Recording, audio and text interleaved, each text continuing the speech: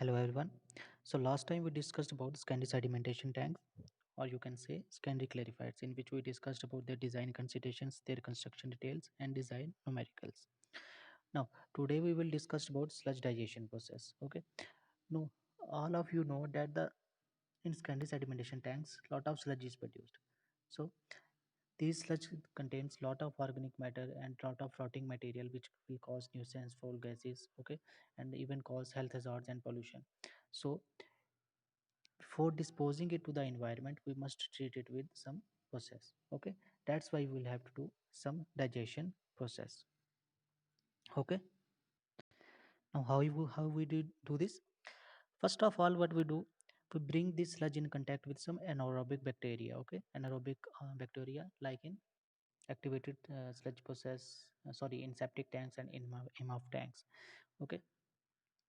So when will bring this sludge in contact with these bacteria, the organic matter start to get decomposed, okay. And then after decomposition this sludge is then disposed after drying, or you can say after drying for some period in drying beds you can then dispose it off, okay. So in this sludge digestion process the sludge gets broken into three forms, okay. First of all, we will discuss one by one what are these three forms. Our first form is, you can see it as digested sludge. Now what is this digested sludge? From the name you can say, okay. So digested sludge is that part of the sludge which is settled in the sludge digestion tank at the bottom, which is in hoppered portion, okay. I will show you the diagram, okay. It is at the bottom there is a hoppered portion. In this portion, or you can say this conical, so in this portion this sludge gets settled, which is called as digested sludge. It is black in color and with reduced moisture content. And I am saying that it has reduced moisture content, it means that its volume is also reduced. You can compare it as if the volume of this digested sludge is about 1 by 3 times, about one third of undigested sludge, okay. One third of undigested sludge, and the quality of this digested sludge is much better than the undigested sludge and is free from pathogenic bacteria which will cause human health hazards, okay. So there may be still some problems here, that some eggs or cysts you can say of bacteria or protozoa are present in it, which will cause some problems, okay. Now the second form of this sludge which is get broken in sludge digestion process is supernatant liquor. What is this? Supernatant liquor is nothing when the solid matters which is present in this sludge is get liquefied and finally divided, okay, then it is called as supernatant liquid. But it has high BOD. The BOD of the supernatant liquid is very high. What happens when the BOD is very high? When BOD is very high, it means lot of organic matter is present in it. It means it is not of good quality. The lower the concentration of BOD in the liquid, it means the higher is the quality of liquid. Okay. Now the third form is gases of decomposition. And what is these gases? You know, when the organic matter getting decomposed, it produces lot of gases, as we study in sewers also. Okay. So in this digestion process, lot of gases is produced during the decomposition, and these gases are generally are methane, which is known as CH4, and carbon dioxide and other inert gases like nitrogen, hydrogen sulfide, etc. Okay.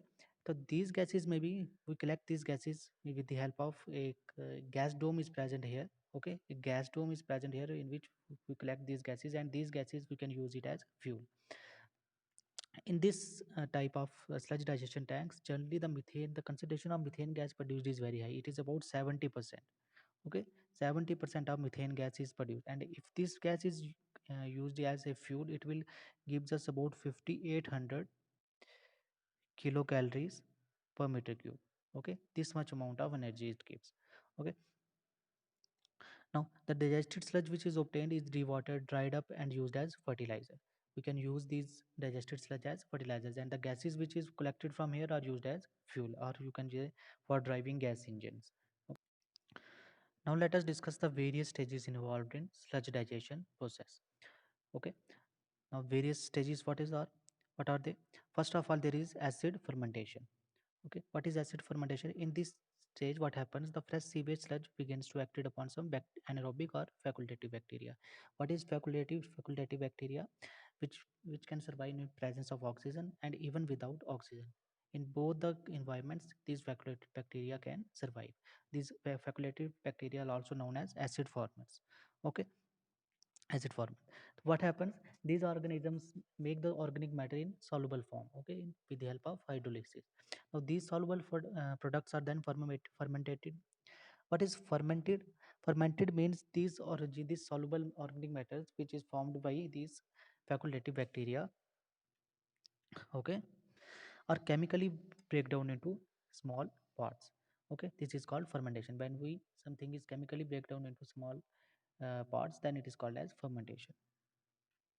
Okay, now the soluble products that when fermented, these will produce volatile acids and organic alcohols like acetic acid, propionic acid. Okay, and gases are also produced like carbon dioxide and hydrogen sulfide.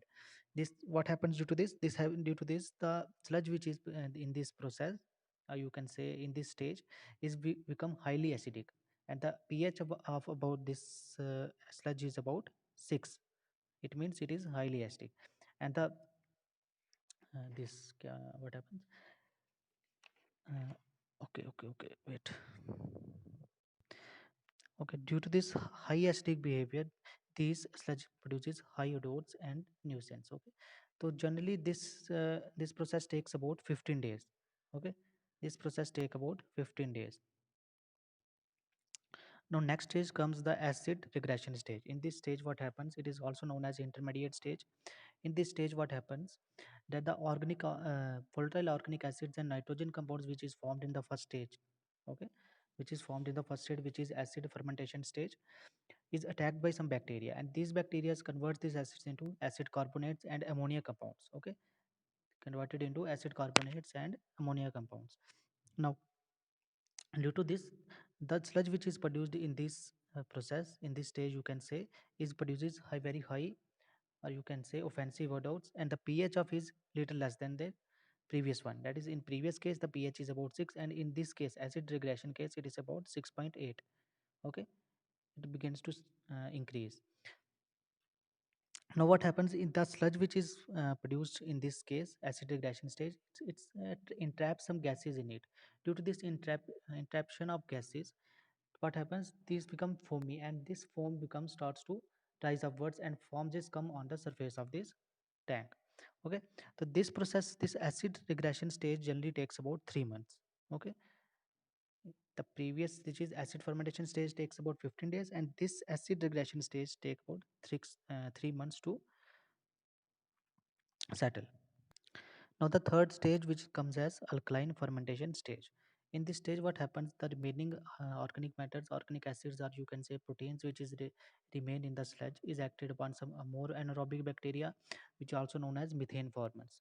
Okay, which is also known as methane formers.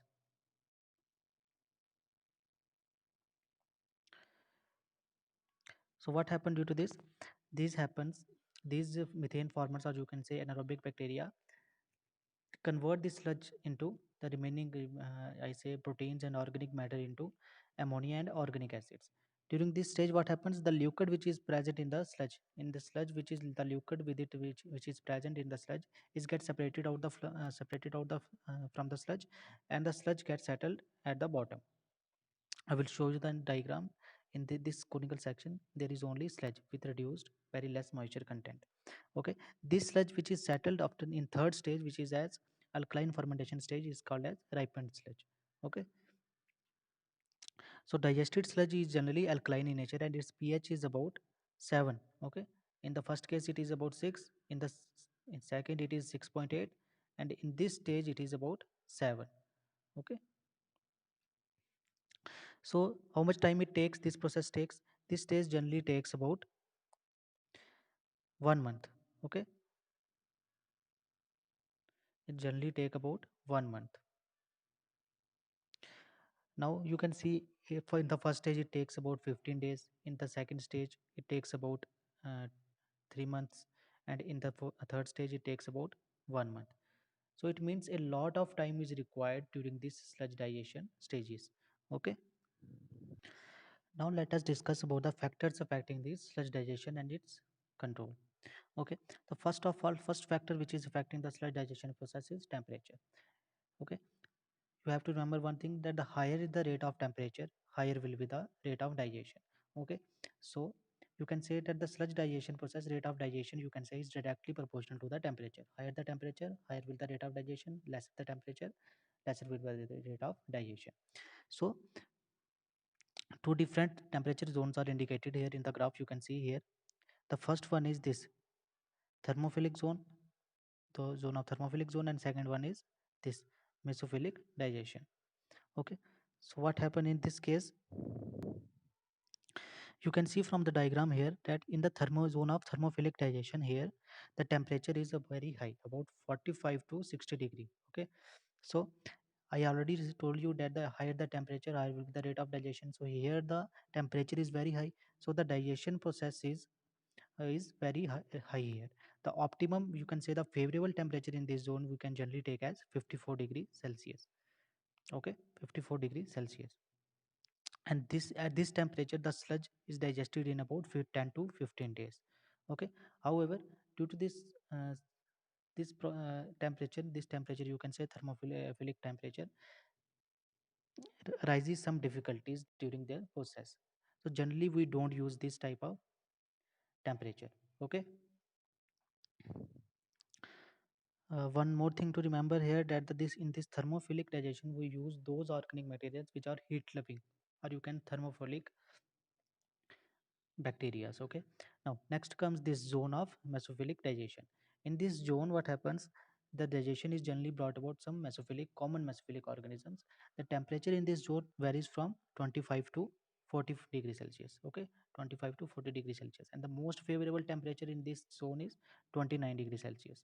Okay, we generally prefer this temperature here. And this type of digestion, you can say, takes about 30 days. Okay, you already know that the higher is the rate of temperature, here the temperature is low as compared to the thermophilic, so here it will take more time to digest the sludge. But in previous case, you can say in thermophilic stage the temperature is high, so it hardly takes about 10 to 15 days to complete the digestion process. Now the next factor on which this sludge digestion process depends, it is pH value. So we know that we already discussed that the sludge at last we found is highly alkaline in nature. So we need alkaline behavior in the process. So in the intermediate stage, you see that the lot of organic acids are formed, volatile acids are formed, due to which the sludge becomes acidic in nature. So we have to take care about that, the this pH doesn't go below the acidic. So pH doesn't go acidic. So we can say that we generally need alkaline conditions here, okay, in the final stage of digestion. That's pH plays an important role. Okay. Now next comes the seeding with digested sludge. Okay. Generally we start the sludge digestion plant, a new sludge digestion plant. What happens? We take the digested sludge from some other plant. Okay. Why we do this? Because to accelerate the process. If we start digesting this sludge, okay, it will take lot of time. But similarly, if we mix this digested sludge from the other plant with this raw sludge, it will accelerate the aerobic bacteria already present in this digested sludge from other plant, and when it will react with raw sludge, it will accelerate the process. Okay, that's why we have to seed it with some other plant. Now, the last factor, which is mixing and staging of raw sludge with digested sludge. In this case, what happens? I am saying that we have to mix the digested sludge from some other plant with the raw sludge. So for this accurate mixing, continuous mixing and staining, you can say, is required, so that the mixture of raw sludge and the digested sludge is homogeneous, so that the bacteria can easily act upon it. That's why mixing and proper stirring is required. For this, we can use various mechanical equipments, or you can say screws, which we'll discuss in diagram. Okay, and care should be taken about that the mixing we should be not very mixing should not be very fast, because it will kill the bacteria that is present in this digested plus. So the proper stirring results in even distribution of incoming sludge, breaks and reduces the scum, and helps in increasing the production of gases. ठीक है? So these are the various factors which are affects the sludge digestion process, which what are these? Temperature, pH, seeding with digested sludge, and mixing and steering. Okay. So next time we will discuss about its construction details, its design considerations, and deal with some numericals on it. Okay. That's it for today. Thank you.